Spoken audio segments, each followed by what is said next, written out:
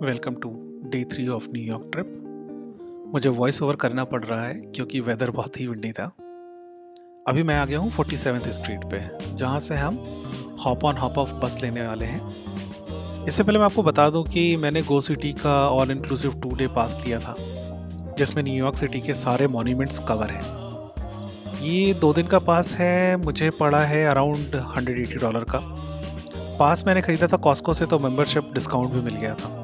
Otherwise ये पास आपको around 300 के आसपास पड़ेगा, 300-350 के आसपास। मेरे को एग्जैक्टली याद नहीं है कि कितने का है, बट हमें पड़ा था 180 का। तो बस बोर्ड करे उससे पहले कुछ एसेंशियल जो आपको मैं बता दूं, जो आपको अपने साथ लेके चलना है, स्पेशली अगर आप अपने बच्चे के साथ ट्रैवल कर रहे हैं। उनकी मेडिसिन ज़रूर रख लें। उसके अलावा आपको एक अच्छा स्ट्रॉलर चाहिए, क्योंकि न्यूयॉर्क सिटी में जब जो भी आप मॉन्यूमेंट घूमेंगे वहाँ पे आपको बहुत वॉक करना पड़ेगा, तो बच्चे के लिए थोड़ा सा स्ट्रेसफुल हो जाता है अगर आपके पास अच्छा स्ट्रॉलर नहीं है। वो आप ज़रूर रख लें। उसके अलावा आपको कैप रख लेनी है, क्योंकि हमने जब ट्रैवल किया था तो थोड़ा सा समर वेदर था। हमने जून एंड जुलाई फर्स्ट वीक में ट्रैवल किया था, तो समर का वेदर होने की वजह से हमें थोड़ा सा ज़्यादा हीट था, तो उसके लिए हमने कैप्स एंड हैट्स ले लिए थे। अगर आपको ज़रूरत है तो आप भी ले सकते हैं। अगर आप विंटर्स में ट्रैवल कर रहे हैं तो मैं आपको बता दूं कि न्यूयॉर्क के विंटर्स बहुत ही हार्श होते हैं, तो प्लीज़ मेक श्योर कि आप प्रॉपर अप्रोप्रिएट विंटर के क्लोथ्स आपके पास हैं। बिसाइड्स दिस आप अपने साथ कुछ पानी रख लें। ऑल्दो वैसे तो जहाँ भी आप जाएंगे आपको पानी मिल जाएगा, बट सिंस आप बच्चे के साथ भी ट्रैवल कर रहे हो अगर, तो यू नेवर नो कि आपको कब पानी की ज़रूरत पड़ जाए, क्योंकि बच्चे को भी प्यास लगती है, उसको भी आपको पानी पिलाना ही है। तो इसलिए अपने साथ कुछ पानी की 1-2 बोतलें ज़रूर रख लें अपने बैकपैक में, या जैसे भी आप ट्रैवल कर रहे हैं। तो ये कुछ ज़रूरी जानकारी थी जो मैं आपको देना चाह रहा था। तो आइए फिर अपना बस बोर्ड करते हैं और आपको न्यूयॉर्क की गलियाँ दिखाता हूँ मैं। वैसे तो ये बस अपना टाइम स्क्वायर से शुरू होती है, 47th स्ट्रीट से, M&M के पास से, और इनका एक डाउनटाउन और एक अपटाउन लूप है। हम आज के दिन पे हम डाउनटाउन लूप करने वाले हैं, और डाउनटाउन लूप में आपके पास बीच में बहुत सारे मॉन्यूमेंट्स आते हैं, जैसे एम्पायर स्टेट बिल्डिंग आती है, इनकी फेडरल कोर्ट्स आते हैं, अपना ब्रुकलिन ब्रिज आता है, और आपका charging ball which is basically New York stock exchange वो आता है। फिर उसके बाद आप जाते हो, नेक्स्ट स्टॉप जो है वो आपका Staten island and liberty island की फेरी है। एक ही फेरी चलती है, आप अपनी टिकट्स ऑनलाइन ले सकते हैं, तो आपको टिकट की लाइन में नहीं लगना पड़ेगा, आप डायरेक्टली अपनी टिकट लेकर के फेरी की लाइन में लग सकते हैं। तो आइए फिर बस बोर्ड करते हैं और मैं आपको फिर पूरा न्यूयॉर्क शहर दिखाता हूँ। देखते हैं कैसा चल रहा है न्यूयॉर्क शहर में।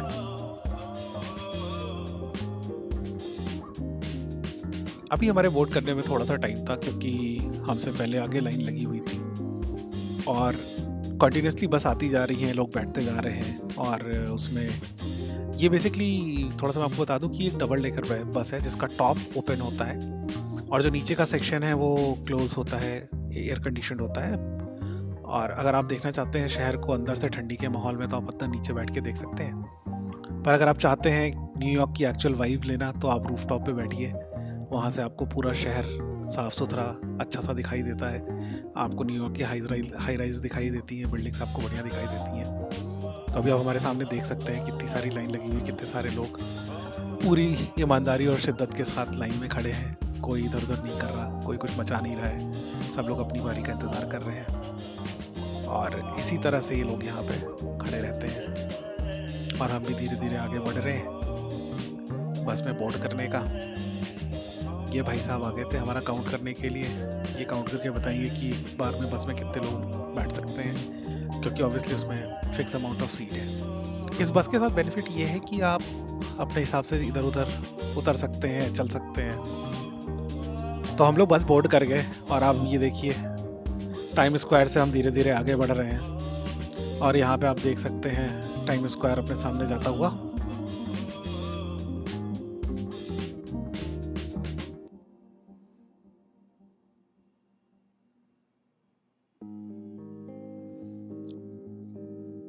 तो जैसे जैसे हम लोग टाइम स्क्वायर से आगे निकलेंगे, धीरे धीरे आप और भी चीज़ें देखेंगे। तो आइए आगे की चीज़ें देखते हैं फिर।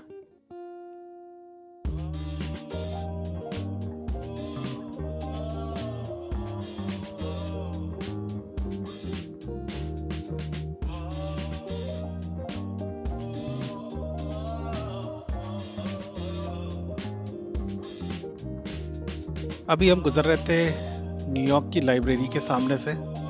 ये यहाँ की पब्लिक लाइब्रेरी है, तो आप यहाँ पे आ सकते हैं, किताबें पढ़ सकते हैं। और अभी भी देख सकते हैं लोग बैठे हुए देख रहे हैं चीज़ों को यहाँ पे। आगे आपको दूर वो जो बड़ी सी बिल्डिंग दिख रही है वो एम्पायर स्टेट बिल्डिंग है। वहाँ भी हमने जाने का प्लान किया हुआ है। अब आपको एम्पायर स्टेट बिल्डिंग और क्लोज से दिख रही होगी, क्लियर दिख रही होगी। तो यहाँ भी हमें जाना है। यहाँ पे हम प्रॉब्ली शाम को जाएंगे, क्योंकि शाम को थोड़ा सा रश कम होता है। जो इवनिंग की लास्ट टिकट होती है वो अराउंड 6 o'clock की होती है, जो लास्ट स्लॉट मिलता है आपको। मैं आपको बोलूँगा कि आप इवनिंग का लास्ट स्लॉट बुक करें, क्योंकि तब वहाँ पे लाइंस नहीं होती हैं। लोग ज़्यादातर अपने डे की शुरुआत अर्ली करते हैं, यहाँ से शुरू होती हैं चीज़ें। ज़्यादातर लोगों के लिए टाइम स्क्वायर से नज़दीक है एम्पायर स्टेट बिल्डिंग, तो लोग यहाँ पर आ जाते हैं। तो इसलिए हमने प्लान किया कि हम एम्पायर स्टेट शाम को कवर करेंगे, ताकि हमें भीड़ भी कम मिले और हम आराम से देख भी सकें। तो आइए फिर आगे बढ़ते हैं और देखते हैं आगे क्या है। वैसे कुछ फन फैक्ट्स हैं एम्पायर स्टेट बिल्डिंग के बारे में। तो इस बिल्डिंग की टोटल हाइट जो है वो 102 फ्लोर्स है। ऑलमोस्ट 380 मीटर्स पे इसका ऑब्जर्वेशन डेक बना हुआ है। तो इसमें 2 ऑब्जर्वेशन डेक हैं। वो एक है 86 फ्लोर पे, जो ग्लास सीलिंग ऑब्जर्वेशन डेक है, जिसमें आप ग्लास के अंदर खड़े होकर के न्यूयॉर्क सिटी के चारों तरफ देख सकते हैं। और इनका जो दूसरा ऑब्जर्वेशन डेक है, which is open observation deck, वो 102nd फ्लोर पे है। तो आप वहाँ जा करके उसको देख सकते हैं। लो जी, फिर हम लोग आ गए हैं स्टैच्यू ऑफ लिबर्टी की फेरी के लिए। लाइन में लगे हुए हैं, आप देख सकते हैं गर्मी बहुत है। और आगे भी ये पूरी की पूरी लाइन जो आपको दिख रही है दूर दूर तक, ये एंट्रेंस पे लाइन लगी हुई है। और ये हम लोग पीछे खड़े हैं, पीछे मेरा बेबी भी है।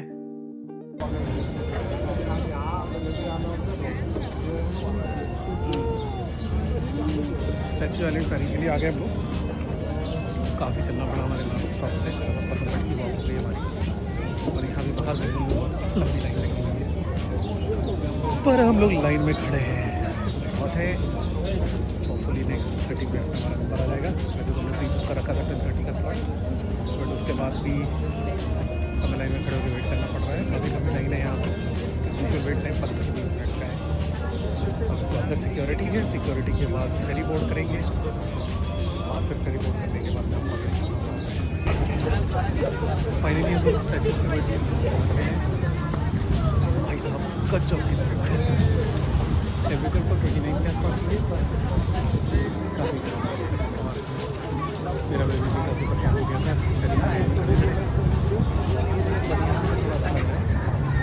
बढ़िया हवा चल रही है। और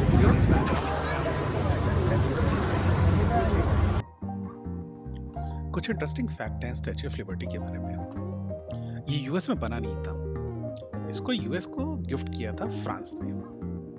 और इसको बनाने वाले जो स्ट्रक्चरल इंजीनियर थे वो सेम थे जिन्होंने एफिल टावर को भी बनाया था। तो आप समझ सकते हैं कि डिज़ाइन और कॉन्सेप्ट किस लेवल तक गया था इसका। इसको फ्रांस में ही बनाया गया था, फिर वहाँ पे इसको डिसेंबल किया गया छोटे छोटे अलग अलग पीसेज में, और फिर यूएस में शिप किया गया था 1885 में। और फिर से इसे असेंबल किया गया था लिबर्टी आइलैंड पे। ये अपने टाइम के मेटल फॉर्जिंग का और एल्केमी का बहुत ही शानदार एग्जाम्पल है। स्टैचू का जो रियल कलर है वो कॉपर मेटल का है, लेकिन ओवर द पीरियड लस्ट रखने के कारण ये ग्रीन कलर का हो गया है। इस स्टैचू की अगर हम साइज़ की बात करें तो ये ऑलमोस्ट 305 फीट का है टोटल, फ्रॉम बॉटम टिल जो हाथ में उसके मशाल है उसके टॉप लेवल तक का अगर हम बात करते हैं, तो इन टोटलिटी ये जो है वो 305 फीट का है। और इसका टोटल जो वेट है, मतलब एस्टाउंडिंग वेट है, ऑलमोस्ट 450,000 पाउंड्स का है, जिसको कि अगर आप किलोग्राम्स में कन्वर्ट करेंगे तो अप्रॉक्सीमेटली 200,000 किलोग्राम के आसपास का आएगा। तो लिबर्टी आइलैंड पे आने के लिए हमने न्यूयॉर्क सिटी पोर्ट से फेरी ली, जिसने हमें यहाँ उतार दिया है। और जिसके मैंने आपको बताया था कि हमारे गो सिटी पास में मॉन्यूमेंट कवर है, तो ये स्टैच्यू ऑफ लिबर्टी आइलैंड जो स्टेटन आइलैंड है ये हमारा इसमें कवर है, और इसके साथ साथ फेरी की कॉस्टिंग और यहाँ पे आने का भी कवर है। आप चाहें तो इसकी एक एडिशनल टिकट भी होती है, उस टिकट को लेकर के आप ऊपर जा सकते हैं क्राउन लेवल पे। क्राउन लेवल पे अगर आप जाएंगे तो वहाँ पे टोटल 25 डिफरेंट विंडोज़ हैं। आपको सीढ़ियों से जाना होता है, तो आप अगर जाना चाहें तो वहाँ तक जा सकते हैं। काफ़ी ज़्यादा सीढ़ियाँ हैं, तो प्लीज़ बी प्रिपेयर्ड कि आप अगर रेगुलर आपको स्टेयर्स लेने की आदत नहीं है तो थोड़ा सा आपके लिए चैलेंज हो सकता है। मैंने वैसे ये चीज़ पहले भी एक्सप्लेन करी है, क्योंकि हम भी छोटे बच्चे के साथ ट्रैवल कर रहे थे तो हमें भी काफ़ी सारे चैलेंजेस आ रहे थे। बार बार स्टॉलर्स को फोल्ड करना, उसको बस में लोड करना, अनलोड करना, फेरी में लोड करना, अनलोड करना। तो ये सारी चीज़ें आपके साथ भी होंगी अगर आपके पास 7-8 साल या उससे छोटा बच्चा है तो। और जैसा कि मैंने पहले भी बोला था कि हमने ये मेक श्योर किया कि हम सफिशिएंट पानी लेके चल रहे हैं अपने साथ में, और वो हमारे लिए हैंडी भी साबित हुआ, क्योंकि बच्चे को ज़रूरत पड़ रही थी तो हमारे पास बॉटल वाटर था उसको पिलाने के लिए। तो यहाँ पर हमने थोड़ी देर वॉक करी इधर उधर, liberty of statute of liberty के चारों तरफ घूमे फिरे हम लोग। और फिर अब यहाँ से आगे निकलने का प्लान करते हैं, चलते हैं, कुछ खाएंगे पिएंगे। काफ़ी देर हो गई, सो ब्रेकफास्ट किया था दोपहर के ऑलमोस्ट 3, साढ़े 3 या 4 बज चुके हैं। वैसे तो दिन का पता नहीं चलता क्योंकि सूरज काफ़ी देर तक जगा रहता है यहाँ पे, स्पेशली समर्स में जहाँ पे कि रात थोड़ी देर से होती है। यहाँ से निकलते हैं, फिर कुछ खाते पीते हैं और फिर अपनी आगे की जर्नी को कंटिन्यू करते हैं। अब हमारा जो नेक्स्ट स्टॉप है वो है world trade centre twin tower. तो एक बार वहाँ पे पहुँचता हूँ, वहाँ की भी अपनी कुछ डिटेल्स है जो आपके साथ शेयर करता हूँ, तो बने रहिए मेरे साथ।